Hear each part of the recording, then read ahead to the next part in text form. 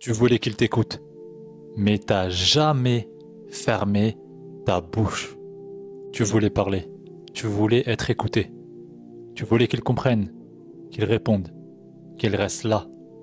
Mais t'as oublié un truc essentiel. Ton mari, c'est pas un psy à temps plein. Ton mari, c'est pas un psy. Et encore moins un punching ball émotionnel.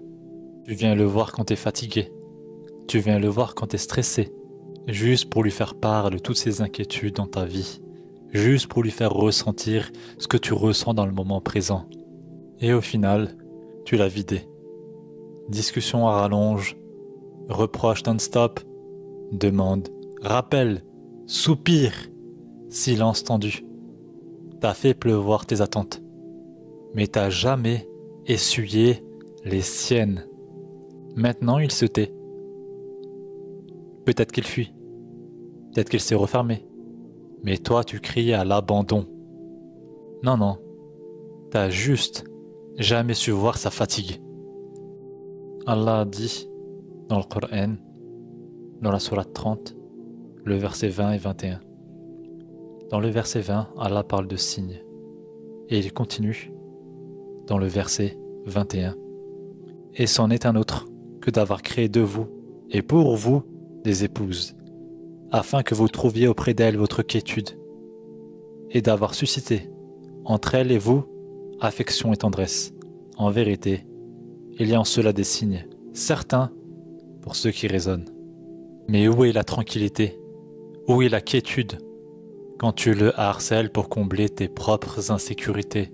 Où est la rahma quand tu parles pour te décharger et jamais pour le soulager? Tu voulais un homme fort, mais t'as jamais pensé à le préserver. Est-ce que pour toi, ton mari, c'est un outil? Je te pose vraiment la question.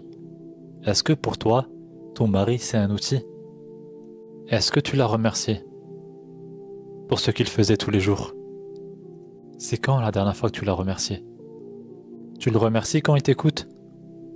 Tu le remercies quand il se tait pour pas te blesser?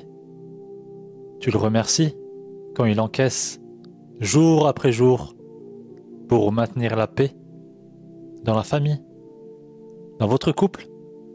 Tu crois que son silence c'est de l'indifférence? Parfois c'est juste de la survie.